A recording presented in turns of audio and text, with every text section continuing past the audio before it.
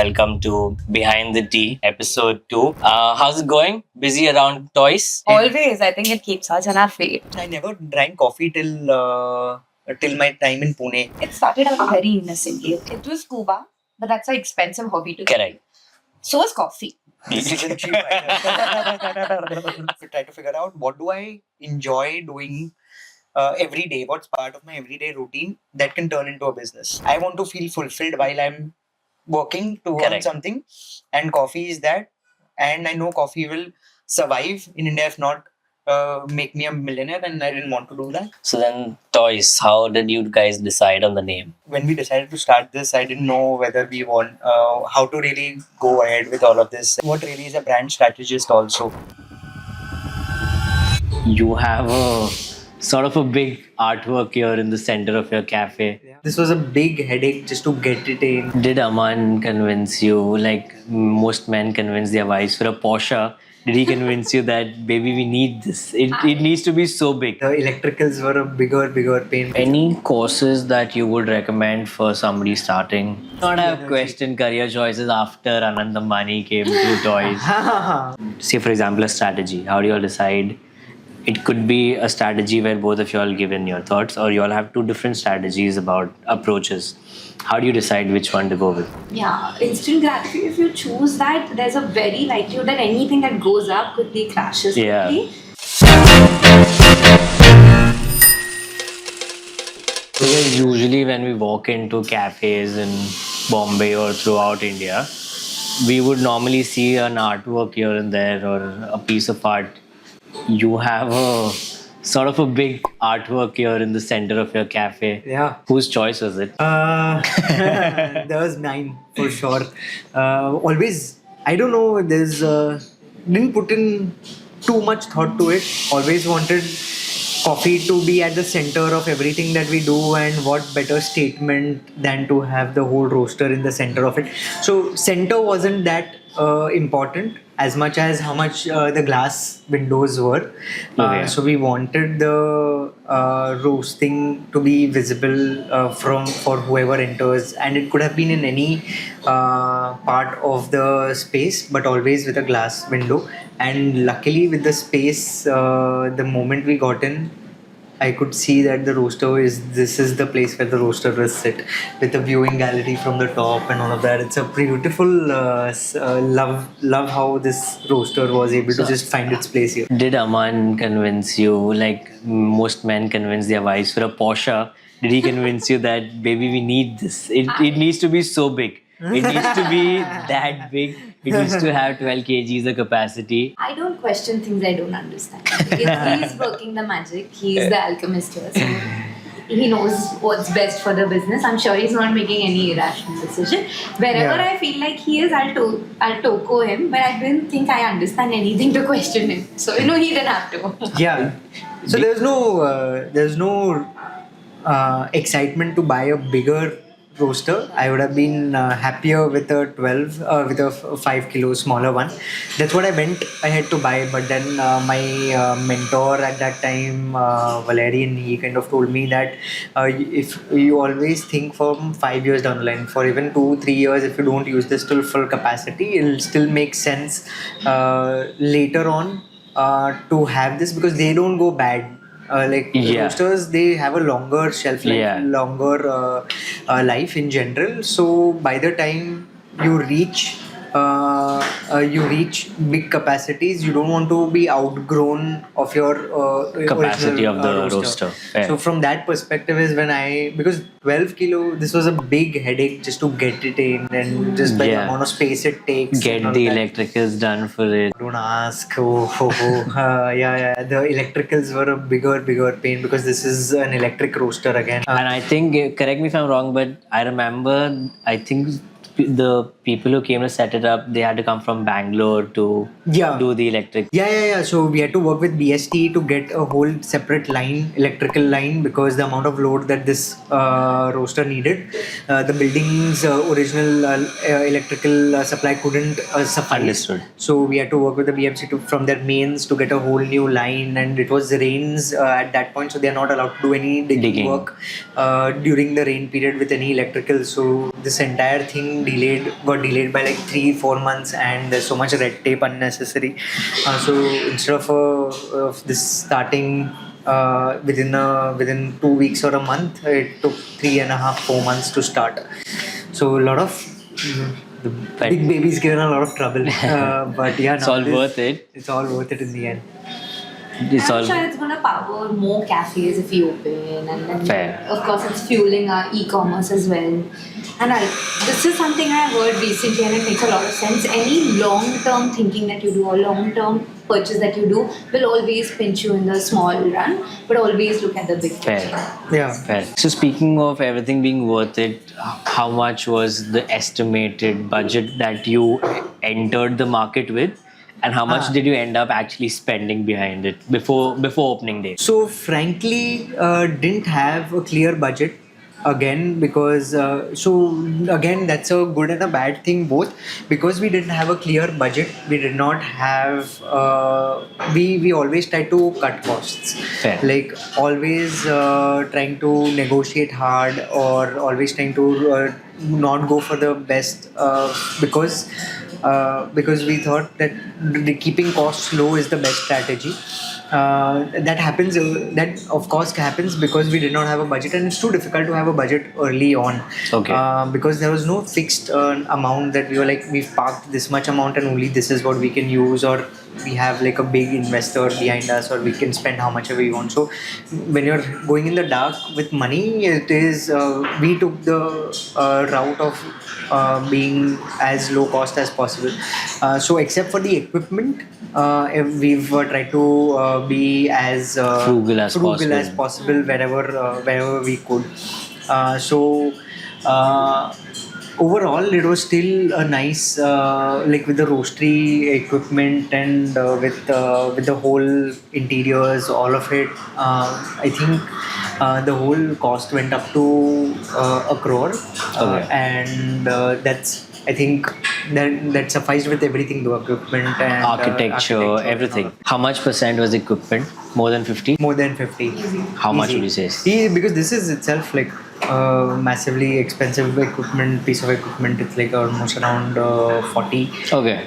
So this took like the major chunk of the Fair. cost. The espresso machine is again depending on what You've got the La Marzocco. the La Marzocco, which again a 2 group can goes up to 8-9 lakhs. Correct. So I think these two were the biggest Yeah. expenses. Both the machines that fuel the business, of course, Fair. and everything apart from that kind of adds on, and then we try to be very frugal with interiors, trying to retain as much as of the structure and architecture interior of the space that's already there. There's a lot of wooden panels that you Correct. see around, which were there from Oh, okay. before, and we've just retained them. On the upper section, we've not made massive changes to interiors, retained it. So we try to be frugal there, but with equipment wise, I always had the feeling that go with the best, because they kind of fuel the business, and they last long. So equipment was say close to about more than 60 or around 60%? Yeah, 60 to 70%. 60 to 70%, and then remaining was architecture, Yeah. cutlery. Cutlery, architecture, fees for different consultants, and not too many consultants, but at least like fees for design and all of that. So all of that combined, rough amount was that much. Yeah. And did you give yourself a couple of months to say, if it doesn't work out till this day, we will sort of change the plan, or you always knew that you'll push hard as much as it'll take, but you'll make it work? I don't think we ever considered the angle of it not working. Fair. Yeah, no backup plan. Like No backup plan. This is it. You do this, or then there is. Then we'll figure. But didn't have like this is a 6-month trial project, because again we put in the roaster, so we had to make it work. 100%. Like I can still sell off my machines, the tinier machines, but this is hard to sell. Fair. Like, there's not a lot of buyers for a used roaster machine. So the moment I made that roaster machine purchase, I knew there's no going back. What is the hardest part, according to you, in building a cafe in Mumbai? The biggest problem is if you don't know what you're doing and you don't come from the industry, you have to learn a lot of things. You have to build the network. I think network is really important in hospitality over here.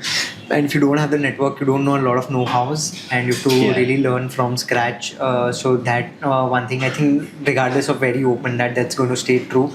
But specific to Mumbai, I think how unorganized everything is. Especially with interiors, man, they really suck the life out of you. It's so unorganized, with no sort of accountability whatsoever. They'll give you a timeline, and the timeline is stretched, and especially with labor and Tell me about contractors. I went to the US. I was talking to a few friends friend who's opened a roastery, and there's so much structure to the way they operate. They have to even keep air purifier of sorts inside the construction facility so that the dust doesn't go out. So there's norms which slow down the process slightly, but also the level of structure kind of keeps the pace going. Here there is no accountability, man. You come here and then the labor is. I bank on that, because like if somebody says we're opening this weekend, I know for sure they are not opening. They're not opening. So if they say I want delivery on Friday because I'm opening on Sunday, I know that their architect will not deliver. Yeah. And I bank on it, so I deliver by Saturday evening, Sunday. Yeah. I think that's the problem, right? Now, for going forward for the second space also, there's one thing that you have to do is hire either a site supervisor who's worth the extra 20-30K, whatever you have to pay them, because it saves you over a month. Correct. And make sure that the architect, along with good skills in design, has good project management skills. Yeah. Because you need not just project proper structure, project management, having an outline of this is going to take this has a dependency on this. So basically managing your whole timeline on paper and having people stick to it. So those are two requirements that we are going to have from architects going forward, because it saves a lot of blood and sweat. Apart from architects and laborers not delivering in time, what did you underestimate about the process of opening a cafe? Underestimate, there was Staffing, which we definitely underestimated. What else? I think we have underestimated everything. But like I said, delusion helps thoda. Yeah, the delusion helps. I think this guy, NVIDIA's founder, he said that if I knew how difficult it was to build NVIDIA, I would have never started it. So just not knowing how tough it's going to get to start a business helps starting it. And then over time we've realized that we started getting less and less anxious about problems, because we've understood that no matter how or when, we'll finally and eventually figure the problem out. So you eventually do figure out the problem out. So it's good to start without worrying about all the problems that are going to come in. Any mistake that you think you all made early on? Any big mistake that you can think of that now that you know you will avoid, but at the time it was a very big mistake? But a bigger one, and I don't think it's a mistake necessarily, it's a double-edged sword, is mentorship. We didn't have this early on, and we should have maybe built a network or found like good mentors who can help us lead the way. Because what ended up happening is we took up so much with so little experience, and we had to reinvent everything from the ground up, which we could have avoided if we knew people who can help us at least get like that head start. Fair. Because many people have done this. Yeah. F&B business. So the fact that you have to figure everything out, but also there's a joy in like making mistakes. You learn the best. You learn the hard way, but you learn it the hard way, and the next time we do it, we are going to be extremely careful about not repeating this. So again, I think it's a double-edged sword. A lot of mistakes though, but yeah, I think right now we are the operators, and that's not helping because we want to get into this strategy. But I think for us, just being so hands-on on the day-to-day operations, again a good thing and a bad thing. Yeah. Because when you get to the strategy, and for him it's like he doesn't get to the part which he loves the most. Correct. Sort of taken a back seat, and the thing should have been The other way inverted. around, But yeah. I think it will. Once Yeah. we get the hang of it, we'll get back to that. Nothing groundbreaking, luckily. No mistake, yeah, touch wood, like no mistake that would really set us back massively. But it's just the tinier problems and mistakes that add to daily stress and kind of you take you back a couple of days or weeks in launching or just product launch and all of that. But yeah, can't think of anything big, no? I can't think of anything, which is great. This is great. This is great. Any day that you remember that the two of you all drove home and you're like, dude, shit, what have we got ourselves into? Yeah, Why did 20 we? days Why? starting. Why did we do this? 20 days into opening the What door day was it? It's the day when like the first hire that we had, which Yeah. was a very critical hire for us, actually absconded. Oh no. And absconded Which is actually word has very become such a normal. normal part of a grammar Yeah. now. We've never used this It's- word it's before. He absconded like there That no- was it. And then after events that we do, I think I question career choices after each event. No, but It you drains must not the have energy. questioned career choices after Anand Ambani came to Toys.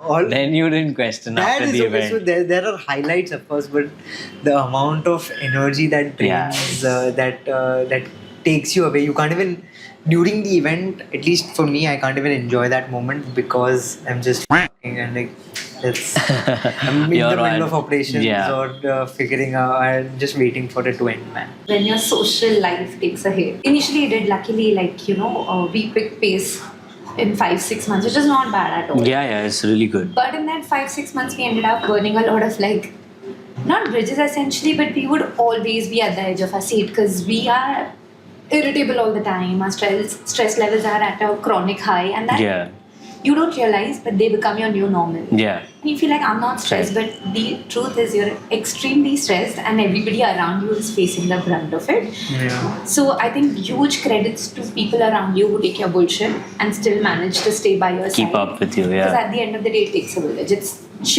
the two of us which are the face, but there are so many unsung heroes already in the 1 year of Yeah. operation, including the team, including family and friends who've been supporting and how.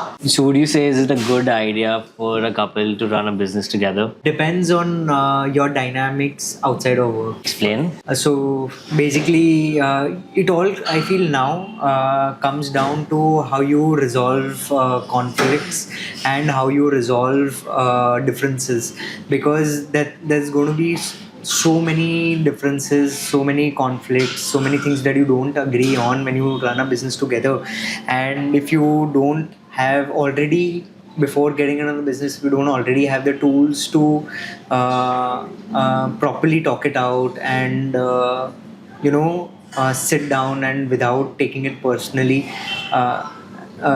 figure out the differences, then you're going to definitely have problems, because that carries forward into work. It's not someone that magically Series. yeah, it's you're not going to eventually magically figure out ways to resolve conflicts in work if you can't do it in personal life. So I think that's it. It depends. If you have the tools, if you feel confident that you are good, you're never going to be on the same page but you have the tools to find a middle ground already. Then it's a great idea to start a business together, because I feel most couples are couples because they are polar opposites in some way or the Yeah. other. They are opposites as personalities, and if you are able to find your way through the differences and find ways to kind of make 1 + 1 2, it helps the business big time.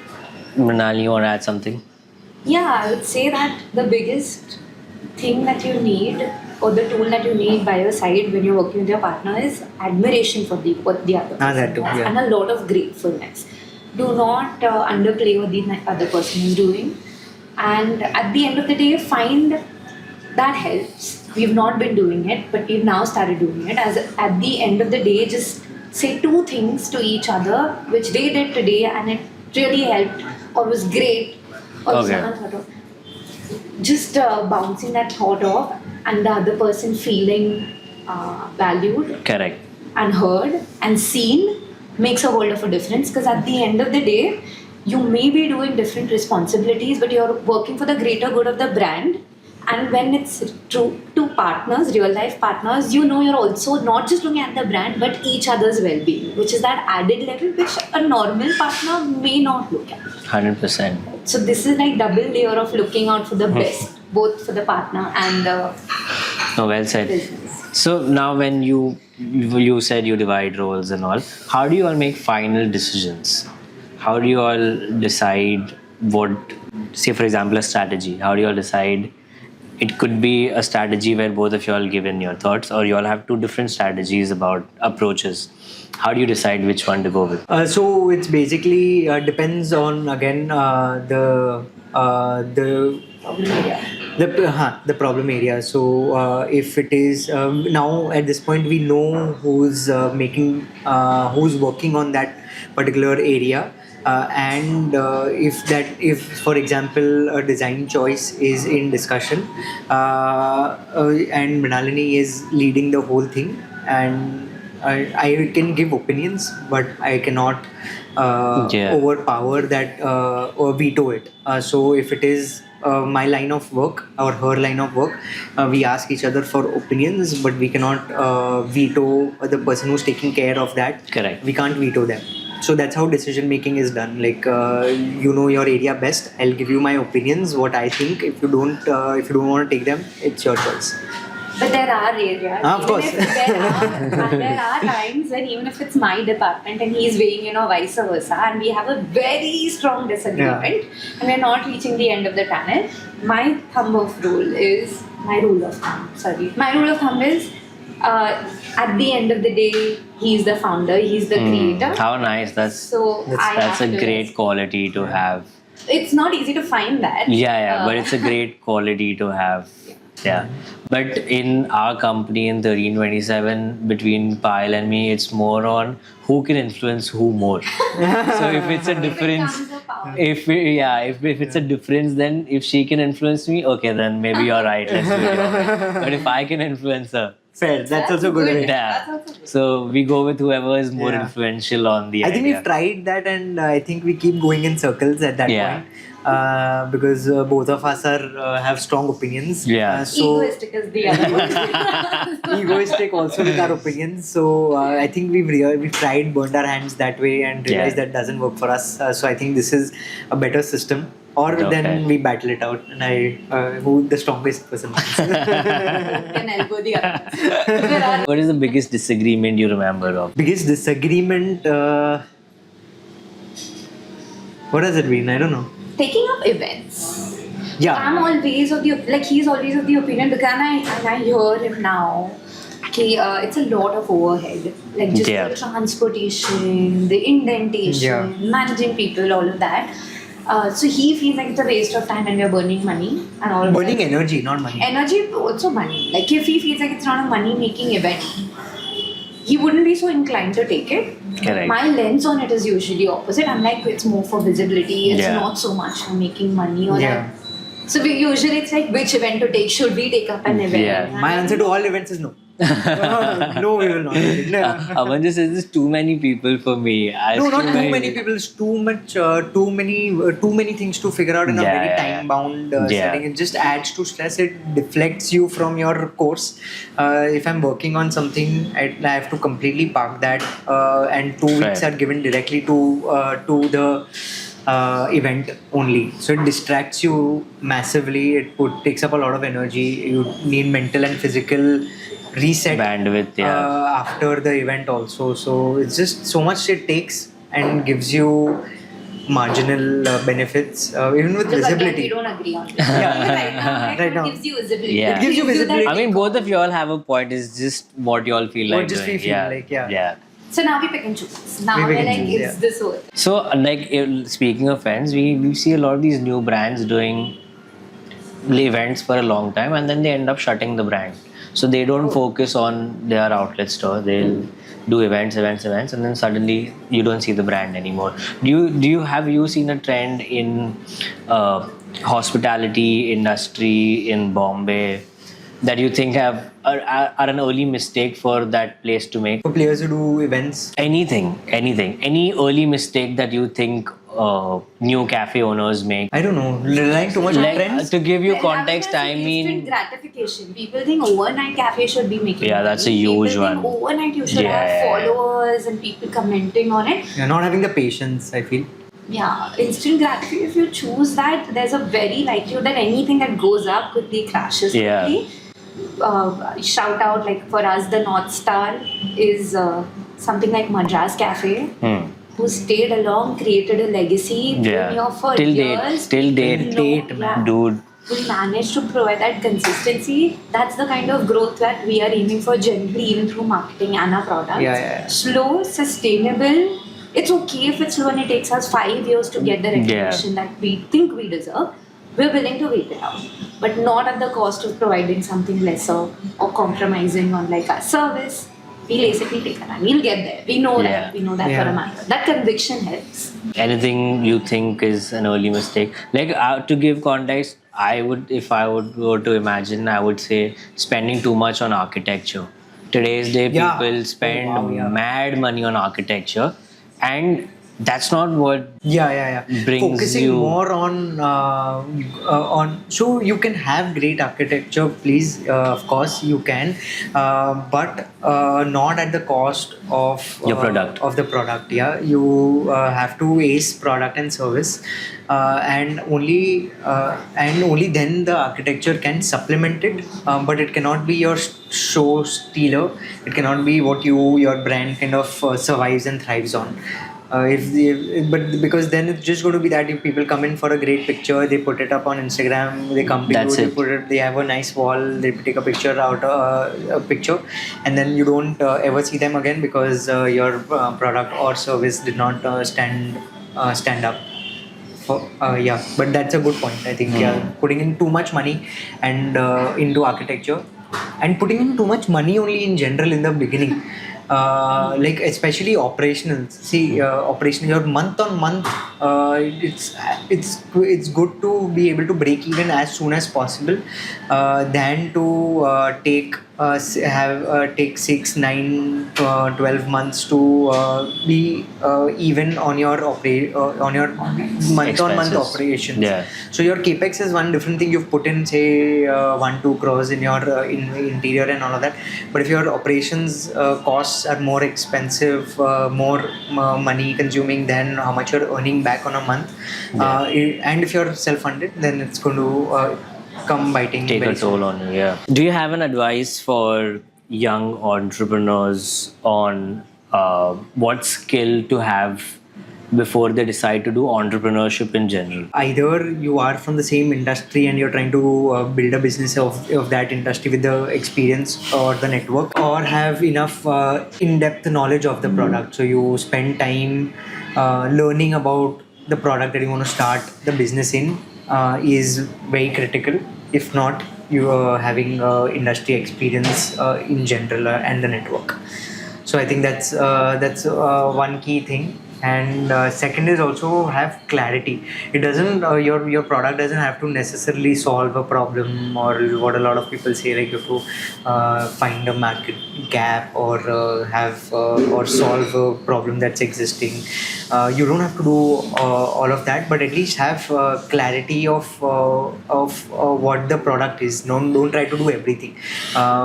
Figure out one niche and stick to that. So if it is for example, for hospitality, if you're opening up a cafe or a restaurant, don't do an I'm going to be everything. Having the clarity of what the business plan is going to be, have a business plan. If nothing else, like it can constantly be changing, but have that one north star on what you stick to. For us, it has been coffee, and we want to never let coffee go into the shadows.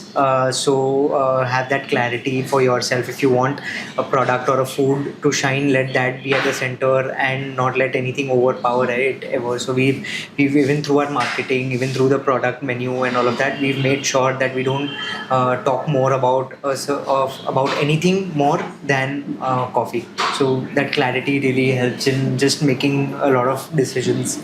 Any courses that you would recommend for somebody starting or somebody wanting to get into coffee? I think for coffee particularly, some level of courses do help. I personally took up a lot of them, and they help with they are a good Kickstarter to understand where to begin your learning phase.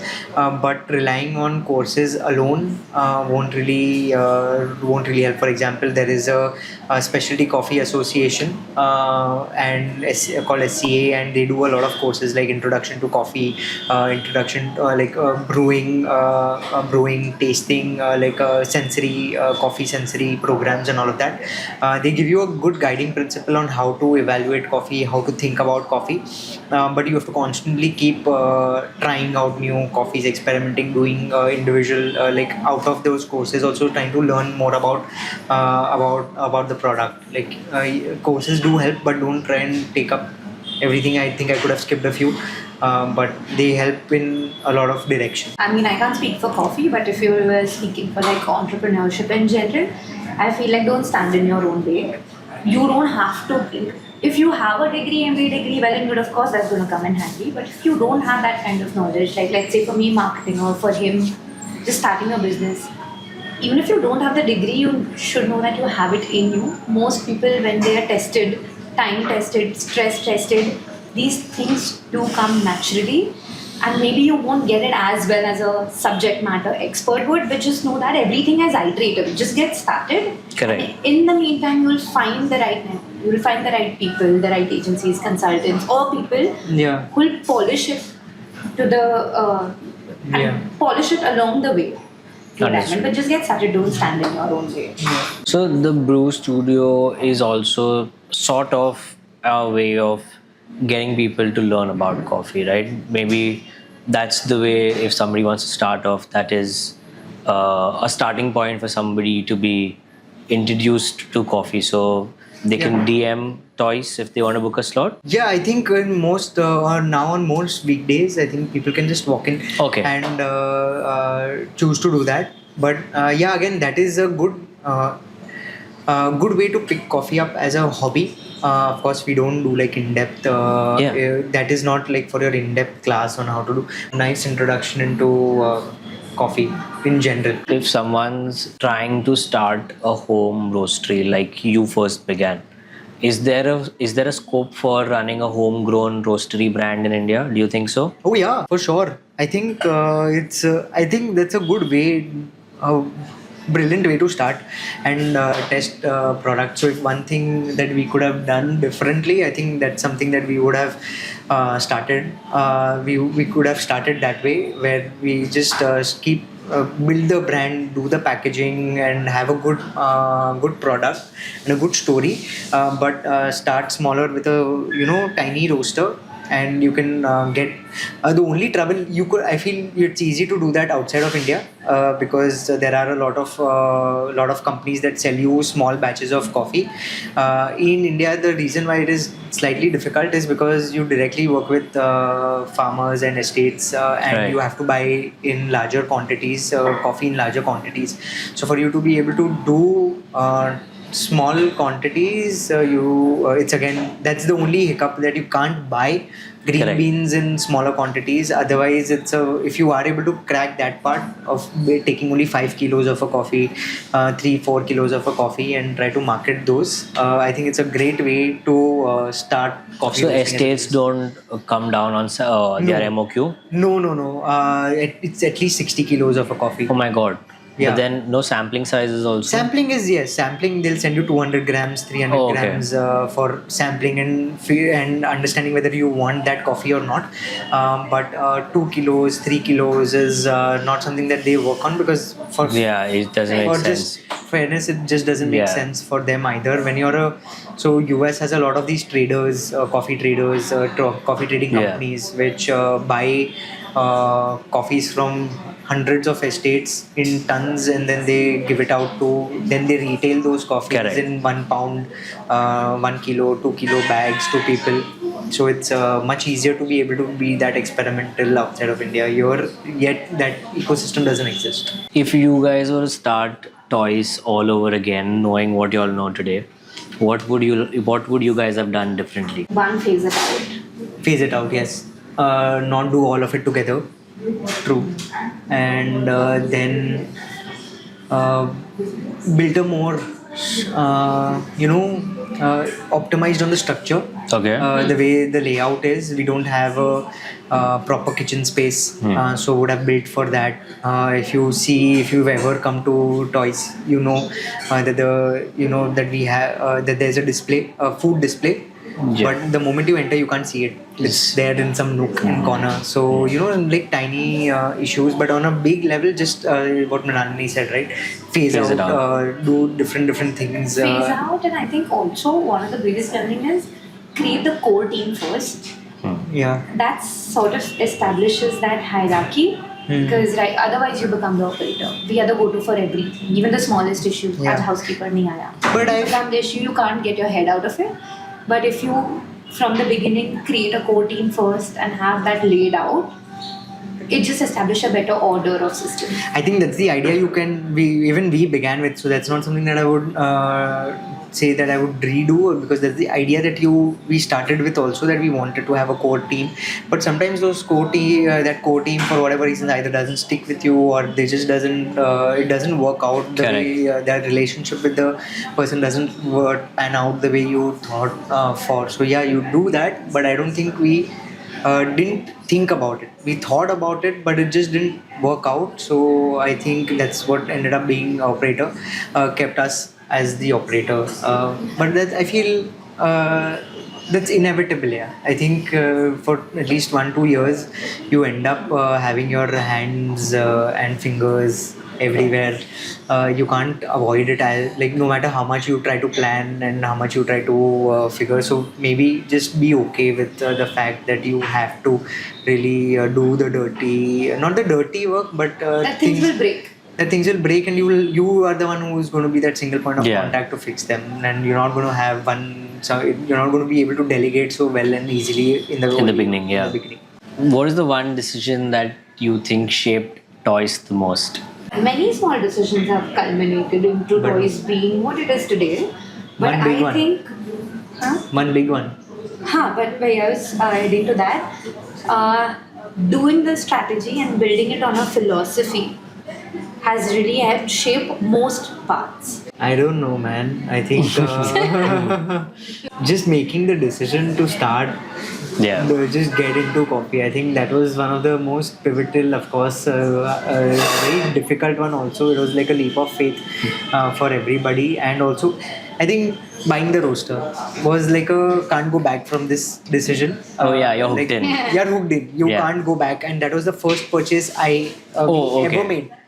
Before the place started. So really locked myself into the decision very, very early on, before the brand name was also decided. Oh, you all had the roaster before that. I did not have the company also registered. But I bought it without the GST details. Yeah, I bought it without the GST details. I just bought it. So now you knew that now you're locked in. Now there's... locked in. So I think buying the roaster early on was the shaping point. Yeah. One skill that coffee founders must have. What coffee founders must have? Coffee.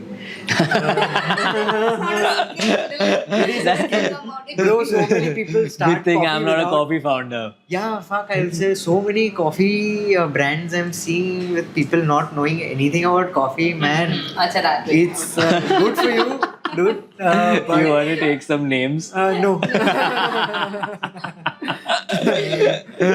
You want to say color of their packaging or something? Huh? You want to say color of their packaging or something? Nah. No. There's no point, but it's just helpful I get what for you're people. saying. Like if you're doing not just coffee, like even with anything. Yeah. Like, even if you're doing whatever an EI business or whatever, know the product. Yeah. Without that, it's just not as fun. Like you're just running any other business, but just to have your skin in the game, have fun with what you're doing, just know the your product. Know the product and the science behind it in more depth than any other regular person would have. Speaking of products, what's your favorite coffee from the beans that you retail? What's your favorite pick? Right now at the moment it's the Riddler. It's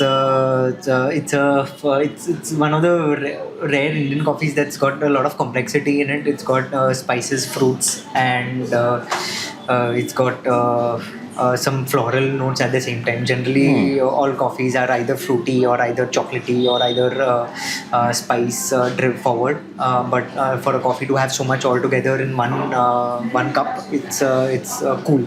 So that's one of my favorite pour-overs right now. The Riddler. The Riddler. Is that the coffee I may have tried before, or it's a new roast? It's a new roast. Ah, shit. No, not yet. How does it feel not getting to have coffee for the next 45 days? Well, I think I'm gonna stick by it because you know why? What my saving grace is that on Easter Sunday when I'll have coffee, that's when I'll be able to indulge in it. Because right now, having 2 or 3 cups of coffee a day, the caffeine doesn't hit you as much. You're also having coffee on the go, so you can't enjoy the taste of it as much. So I think this is a good reset for my coffee receptors and my palate. Yeah. And then come Easter Sunday, we're back. I can imagine how that's gonna feel. Bro, last year we were at Grey Soul. Saurabh was with me. We broke my sabbatical at Grey Soul. I ordered a cold brew because I just wanted to feel it. Bro, 2 sips of the cold brew in daylight, my eyes were jittering. Fuck. I'm not even kidding. Like tiny lights also are flickering in front of my eyes and all. Yeah. No, I know what you're saying, and I feel I've not gotten that feeling in so long. Which is it was why- the first Americano I ever had. It was black, and so it's the most intense way you can really have coffee. It gets absorbed very well, and I remember all my brain cells aligning. Yeah, bro. It's They're all genuinely. in line. They know what they're doing, and Genuinely it's is just that. It's If that. you haven't, So much I clarity. recommend everybody who's a coffee drinker, if they haven't have like taken a time off from coffee, you should. If Yeah. not, do it for 7 days, and on the 8th day, you'll genuinely feel. As humans, we agree. As coffee drinkers, we don't. No, I've done it for 7 days, and yes, the 8th day one coffee is amazing, but the too good. 45 days one is going to be like, oh fuck, heaven. It's gonna be great, man. It's going to be great. So this is the 3rd year that I'm doing it, and first year I did it. It was tough. You get brain fogs in the middle of the day, afternoon crashes, and all of that. Yeah. But you sleep very well. Your sleep is too good. And then first year I did it thinking I'll do it only as a 1 year thing. Second year I did it because that Easter Sunday coffee of the first year was so good that I wanted to relive it. And then that's the end of it. Now every year for Lent I'm gonna do this. Not have coffee for I 40 wish I could days. give you company, man.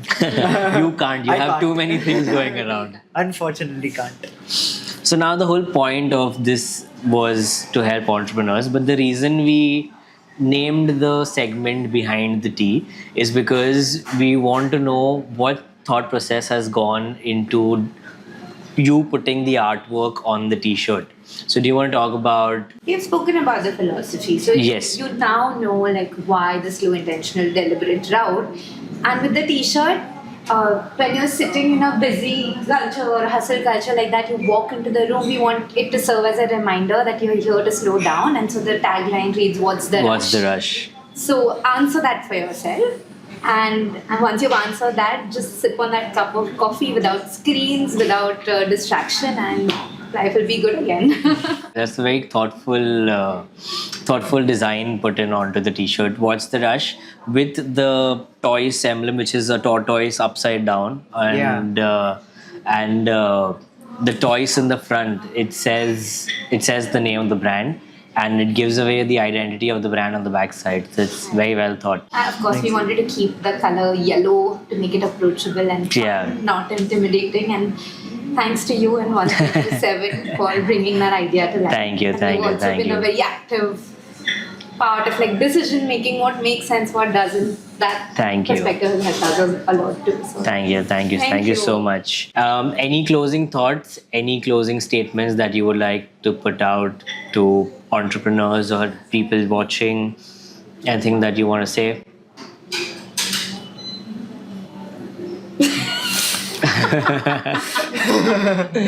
No, man, there's so much. I think so much we've already spoken, Yeah. and I think there's not something like I don't have someday, maybe after 20 years, I'll give a Warren Buffett style. No, we'll do one more episode once you all Ask us do. this in 5 years, and hopefully we'll have No, it. I'll ask you this once you all open the second outlet.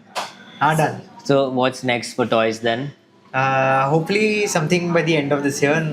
No area in mind yet. Super. We're still figuring out where, but we definitely want to open Super.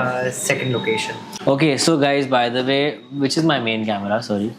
Oh, so Toys does retail of beans. Toys hosts brew studio sessions for you to learn about your coffee, and they also serve really good bakery menu, warm kitchen menu, and coffees at the Worli outlet. So make sure to follow them on Instagram and check them out. This is Aman and Mrinalini. Thank you for your time. Thank you for doing Thank you this. so much. I hope you had a good So much. time. Yeah, lovely time. It's always a joy talking to you. Thank you so much. Yeah. Thank you for doing this. I'll see you soon. See ya. Bye bye. Thank you. रुक जा 1, 2, 3